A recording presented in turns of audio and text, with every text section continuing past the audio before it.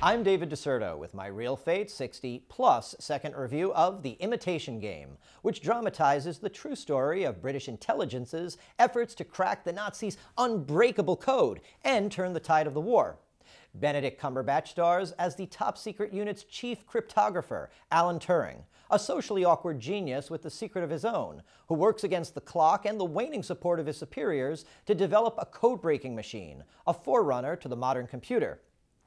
Cumberbatch is typically top shelf, as is Kiera Knightley as the group's lone female member. Taking license in its portrayal of the team's dynamics and of Turing as a tortured loner, the film interweaves three stories: the wartime espionage thriller, Turing's adolescent affections for a male schoolmate, and his arrest later in life after being caught in a homosexual act, a criminal offense at the time, and subsequent mistreatment, including forced chemical castration.